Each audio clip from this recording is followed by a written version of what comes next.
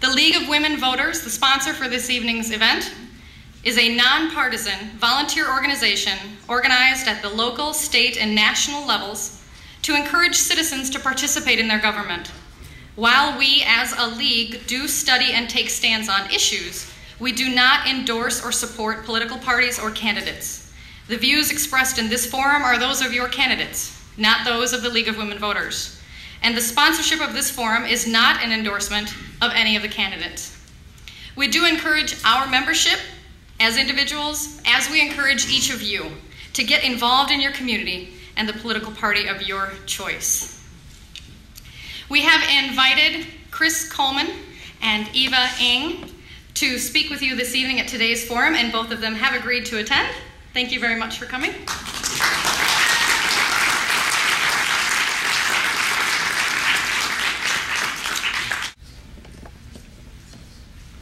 EvaNg has won the drawing and has chosen to speak first with opening remarks. The candidates' order will be altered for the closing remarks, and again, as I mentioned previously, the questions will be asked in rotating fashion. We have a good list of questions already submitted from our audience this evening. So I'd like to begin by offering it to EvaNg for her opening remarks. Eva, you have 2 minutes. Thank you, Jacqueline. Hello, everybody. My name is EvaNg. I am no one special. I'm just an ordinary citizen who has stepped out of the ranks of the private sector to represent each and every citizen in St. Paul. I am running a nonpartisan race because in the spirit of this race, local races are all nonpartisan. I cannot even buy an R behind my name, even if I want it. However, I am endorsed by the Republican City Committee. A little bit about my background. I am the eldest daughter of 2 people who were separately orphaned and escaped communist China when they were 12. They walked their way out of Hong Kong to freedom. My family immigrated to Texas when I was 10 years old.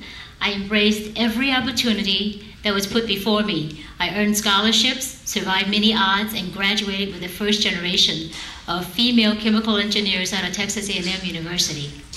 I spent 30 years in the private sector, 10 years as a presidential fast-tracker, troubleshooter, in a Fortune 100 company, turning entire departments around every 2.5 to 3 years.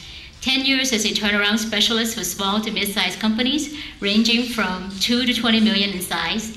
I typically turn one of those around every 3 to 5 weeks. I came to St. Paul as a result of a company that I turned around here in Egan, a company for which I eventually became CEO. I am running for mayor to apply my life skills to do real work for the people, not to become a celebrity, not just to create a political career, and not for any personal gain. Thank you. Thank you. I'm sorry, but if our audience would refrain from applause until the end of the evening, or it's going to be a very long night. Chris Coleman, 2 minutes for your opening remarks, please. Well, thank you very much. And first of all, I want to thank the League for your willingness to host this event. You always do such a good job. And I want to thank Eva for her participation in the process and her passion for the city of St. Paul. I want to thank my wife, Connie, for joining us here this evening. Unfortunately, my kids had an option of the baseball game or the debate, and shockingly, they picked the baseball game. 4 years ago, I was given one of the greatest honors of my life. I got to be the mayor of the city that I grew up in, the mayor that I love, the mayor that my wife and I are raising our kids in. I ran for mayor because I didn't like the direction that the city was heading in. I saw the council and the mayor at loggerheads. I saw a structural deficit that wasn't being dealt with. I saw a community that was feeling like it was shut out of the process, that didn't feel like they had a voice in governance of their community. And I saw deterioration in neglect in our public buildings, in our libraries, and in our parks. So I ran for mayor and was elected. And I opened the doors to City Hall, literally and figuratively. My predecessor had installed a security system that prevented council members, community members, reporters, and anyone else that wanted to go back and talk to the mayor's office, the mayor's staff, or the mayor himself from being able to get back into that office. On the day that I took office, we opened up that door and we opened up City Hall.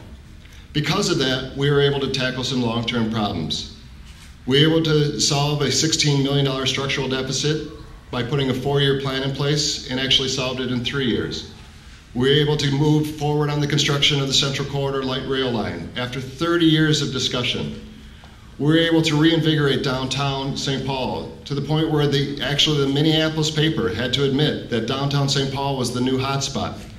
And we saved 500 jobs at the old Rock 10 plant on 94. We did it because we worked together. That's the kind of mayor I've been. It's the kind of mayor I will be.